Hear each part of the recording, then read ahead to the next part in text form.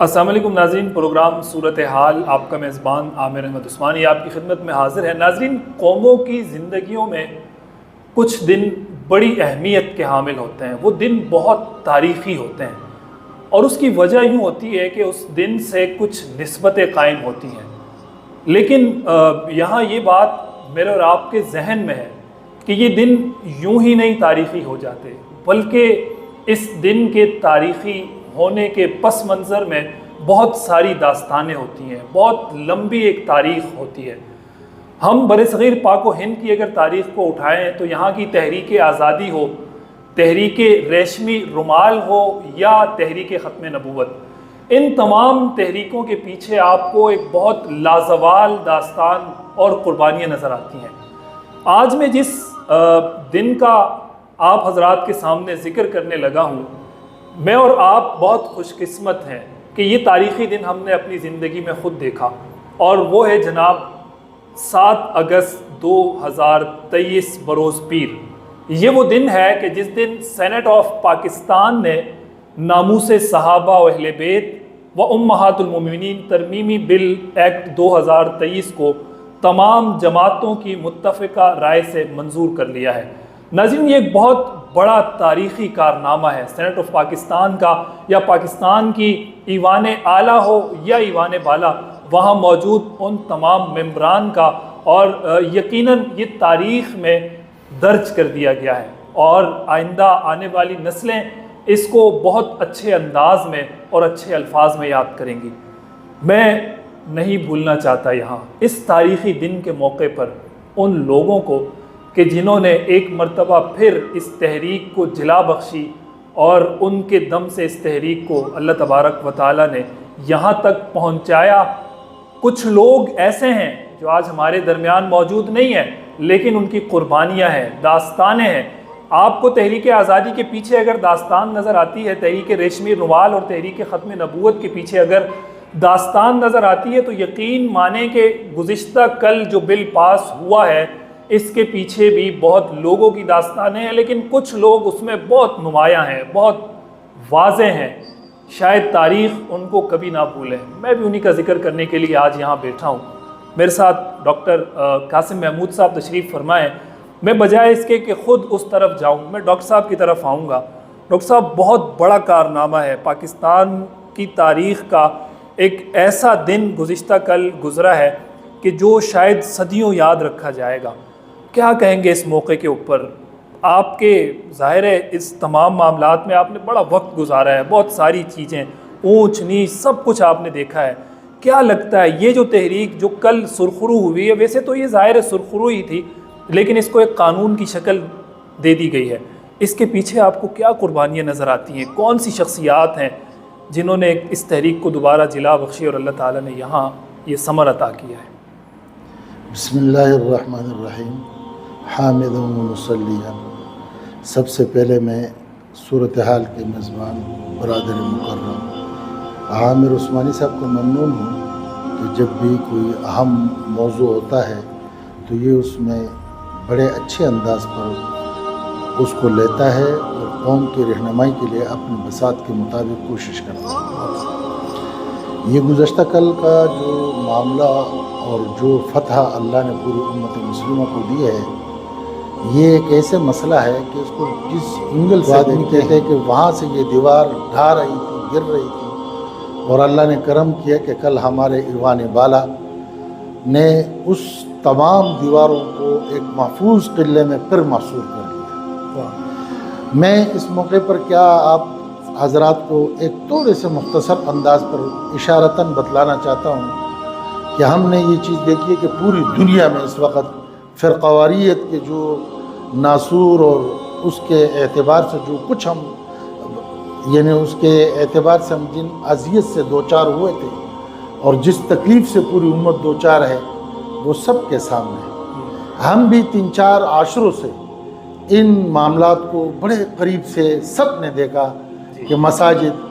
ہمارے روڈ، ہمارے اکابر، ہمارے علماء، مذہبی اشخاص کوئی محفوظ نہیں تھے، اور یہ سب اس فرقواریت کے بھیڑ چڑھ گئے تھے۔ دوسری طرف پر ہمارے مملکت خداداد اللہ کا عظیم نعمت جو ہمیں اللہ نے دی ہے، سب سے بڑا مسئلہ ان کے فرقواریت کا تھا کہ اس کے بنیاد پر لوگوں کے امن و امان تباہ ہوتے اور امن و امان کی وجہ سے معیشت تباہ ہوتی تھی اور ملک پورا ہل جاتا تھا۔ تو ایک طرف تو فرقواریت کے اعتبار سے لوگ تانے دیتے تھے کہ تم جو مذہبی لوگ ہو اکٹھے کیوں نہیں ہوتے، دوسری طرف پر ملک کے اساسوں کو ہلانے والی یہ عفریت اور مصیبت دندناتے ہوئے کر رہی تھی، اور چوتھی اعتبار سے یہ ہے کہ ہم لا الہ الا اللہ پڑھنے والے ہیں، رسول اللہ صلی اللہ علیہ وسلم کے امتی ہے، قرآن پر ایمان ہے، اللہ پر ایمان ہے۔ ہماری موجودگی میں جنہوں نے قرآن ہم تک پہنچایا ہو اس کی عزت و ناموس محفوظ نہ ہو، تو یہ آپ بتائیں کہ یہاں ہم اپنے ایمان کے ساتھ کیواڑ کر رہے ہیں، اور جب اپنے ایمان کے ساتھ ہم کیواڑ کر رہے ہیں، ملک کے ساتھ کیواڑ کر رہے ہیں، پوری دنیا میں ہماری جگہ ہنسائی ہو رہی ہے، یہ صرف اس بنیاد پر کہ ہم اس حصار کو محفوظ نہ رکھ سکے اور ہر طرف سے اس میں دراڑیں آتے رہے۔ اس دراڑوں کو ختم کرنے کے لیے ایک لازوال قربانی مسلسل، اور اس کے لیے ہمارے اکابر میں آپ دیکھ لیں، مولانا یوسف ردھیانوی رحمہ اللہ، مولانا حبیب اللہ مختار، مفتی شامزئی، مفتی عبدالسمیع، اور اس کے ساتھ مولانا اقبال صاحب، مولانا عنایت اللہ صاحب، اور پھر اس کے ساتھ مولانا حق نواز صاحب، مولانا ضیاء الرحمن فاروقی صاحب، یعنی میں آپ کو بتاؤں تو یہ تو ہم گن بھی نہیں سکتے ہیں، یعنی اتنی لمبی فہرست ہے۔ اور اس میں ہمارے برادر مکرم محترم جناب مولانا ڈاکٹر عادل خان صاحب، یہ سب لگے رہے، جدوجہد کرتے رہے، مانگتے بھی رہے، لیکن یہ چیز ہمیں ہاتھ نہیں آ رہی تھی۔ لیکن وہ دن میں ہم نے دیکھ لیا کہ ایک مرد قلندر، امن کے سفیر، داعی امت وحدت اور ریڑھ کی ہڈی کی حیثیت وہ رکھتے تھے، صرف دیوبندیت کے لیے نہیں، تمام مکاتب فکر میں وہ یکساں نظر سے ان کو دیکھا جاتا تھا۔ اور ہم میں بلا مبالغہ کہتا ہوں کہ مجھے آخری 3-4 مہینے ان کے ساتھ اکٹھے گزارنے کے ملے ہیں۔ میں کن کن کا نام لوں؟ میں یہ اگر کہوں کہ حضرت مولانا مفتی اعظم مفتی منیب الرحمن صاحب دامت برکاتہم ان کے ساتھ کتنی قربت رکھتے تھے اور ایک دوسرے سے کتنی محبت رکھتے تھے، یہ ان کے قلبی داعیت تھی، اور ایک ان کے لگن تھی دیوانہ وار کہ تمام ملک میں تمام جتنے بھی ہمارے یہاں فرقے رہتے ہیں ان سب میں یکجہتی ہو اور یہ سب متحد ہو، یہ سب اللہ کے کلمے پر، بیت اللہ پر، رسول اکرم صلی اللہ علیہ وسلم پر متفق ہے، یہ سب اکٹھے چلے، فروعی مسائل پر یہ اپنا کام کرے لیکن ایک دوسرے کے لیے رکاوٹ کھڑی نہ کرے۔ وہ مرد قلندر کڑے ہوئے اور اس بل کی تنفیذ کے لیے وہ ان لوگوں کے پاس پہنچے جن کے پاس قوت تنفیذ کی طاقت تھی اور وہ مقتدر قوتیں تھی، ان سے انہوں نے میٹنگ کی اور اپنے جان کو ہتھیلی پہ رکھ کر کے اس کام کے آغاز انہوں نے کیے، اور جنہوں نے ان سے پہلے یہ کام کیے تھے ان سب کے مسودات کو اکٹھے کیے اور اس پر کام شروع کیے، اور اس میں مسلسل حضرت شیخ الاسلام صاحب دامت برکاتہم ان سے رہنمائی لیتے رہے، اور یہ آخری دن بھی اسی سلسلے میں ان کا جانا دارالعلوم تھا، اور واپس آتے ہوئے اس سے 2 دن پہلے میرے ان سے بات بھی ہوئی تھی کہ اس بل کے لیے وہ کتنے فکر مند تھے اور وہ کیا کرنا چاہ رہے تھے۔ میں آج کہتا ہوں کہ وہ اپنے اللہ کے ہاں سرخرو ہو گئے۔ میرے مراد اس سے میرے برادر کبیر حضرت مولانا ڈاکٹر عادل خان صاحب رحمہ اللہ ہے، ایسے جامع شخصیت کہ ملک پر کوئی بھی افتادہ آتا وہ سب سے پہلے میدان میں وہ ہوتا۔ آپ ان کے پاکستان کے بارے میں کتاب پڑھیے، ایک طرف پر اس وحدت کے لیے اس کی قربانیوں کو دیکھ لے، ایک طرف پر اپنے مکتب فکر میں وہ ہر ایک کے لیے دل عزیز، آنکھوں کا تارا، سر کا تاج تھا، جس کے پاس پہنچتا یوں محسوس ہوتا کہ یہ انہی کا ہے، اوروں کے ساتھ ان کا تعلق نہیں۔ لیکن میں نے ان کو دیکھا کہ انہوں نے اپنی بیماری کو اس میں آڑ نہیں لائے، اپنی مصروفیت کو نہیں لائے، اپنی عمر کو نہیں لائے، رات اور دن ایک کر کے انہوں نے امت کے وحدت کے لیے وہ لازوال قربانیاں دی، جس کے آج ہمیں اللہ نے پہلے جھونکا سینٹ کے اعتبار سے یہ دکھلا دیا کہ آج الحمدللہ وہ بل پاس ہو گیا، جس کے وجہ سے ہمارے جگہ ہنسائیاں ہوتی تھی وہ بند ہو گئی، ملک کو استحکام ملا، مسلمانوں کو عزت ملی، قوم کو وقار بلند ہوا، علماء کے کردار پر وہ جو انگلیاں اٹھاتے تھے آج ان کو معلوم ہوا کہ کیسے بہترین کام اللہ نے کیا۔ اس سلسلے میں حضرت ایک طرف تو ان کا یہ زندگی تھی، دوسری طرف پر تعلیمی میدان میں ان کو تمام زبانوں پر عبور، تعلیم پر عبور، آج اللہ کے فضل و کرم سے ان کے ہاتھ کے لگایا وہ پودا تناور درخت ہے، اور اس کے ابیاری کے لیے انہوں نے اپنی زندگی میں اپنے اولاد کو جس ترتیب پہ اور جس تربیت پر انہوں نے تیار کی، آج حضرت مولانا انس ان کے چھوٹے بھائی بہترین انداز پر کام کر رہے ہیں۔ اس باغ میں جب آدمی گھستے ہیں تو ہم یہ سمجھتے ہیں کہ اللہ نے واقعی جو ہمیں فرمایا تھا اِنَّا نَحْنُ نَزَّلْنَا الذِّكْرَ وَإِنَّا لَهُ لَحَافِظُونَ، یہ اس کی حفاظت میں کروں گا۔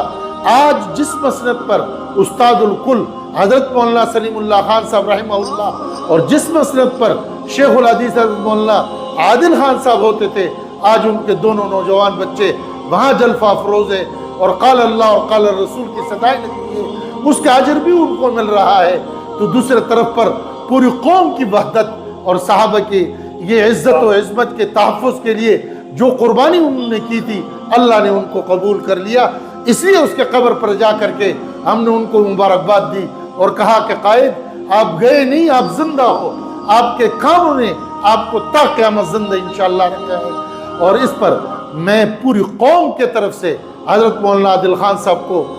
عطا گھریجوں سے خراج تحسین پیش کرتا ہوں اور دعا گو ہوں کہ اللہ ان کی اس قربانی کو تو قبول فرما دے، اس کے اس جدوجہد کو تو قبول فرما دے، اور یہ جو کاوش ہوئی ہے اس کو اپنے رضا کے لیے قبول کر لے۔ ملک کے استحکام اور قوم کے استحکام کے لیے تو ان کو قبول فرمائے۔ وآخر دعوانا الحمدللہ۔ ناظرین، بہت جامع واضح ترین گفتگو آپ حضرات نے سنی ہے۔ ظاہر ہے وہ میں نے انٹرو میں یہ بات کر دی تھی کہ یہ ایسے ہی نہیں ہو جاتا۔ حضرت نے تعارف کروایا ہے کہ بنیادی طور پر اس تحریک کو دوبارہ جس شخص نے ہوا دی اور دوبارہ جس شخص کی میت میں اللہ تعالیٰ نے اس تحریک کو جلا بخشی اور یہ آگے بڑھی، یہ تحریک کل وہ دن تھا کہ جس کا ثمر ہمارے سامنے آیا ہے۔ اور میں آپ حضرات کے علم میں یہ لاؤں کہ مولانا عبدالاکبر چترالی صاحب جو جماعت اسلامی کے ممبر قومی اسمبلی ہیں، انہوں نے اس کی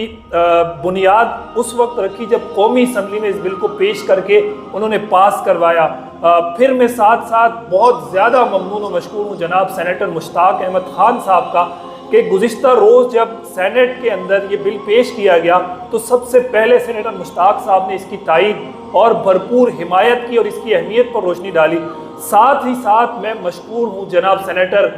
طلحہ محمود صاحب کو جو اس وقت وفاقی وزیر مذہبی امور ہیں، انہوں نے حکومت کی نمائندگی کرتے ہوئے اس بل کی تائید کی۔ ساتھ ہی ساتھ میں مشکور ہوں جناب مولانا عبدالغفور حیدری صاحب کہ جنہوں نے اس بل کی اہمیت پر روشنی ڈالی۔ صحابہ کرام کی عظمت، حضرت حسین رضی اللہ تعالیٰ عنہ کی جو شان انہوں نے سینٹ کے اندر بیان کی وہ ناقابل بیان ہے کہ جس انداز میں انہوں نے یہ تعریف کی۔ میں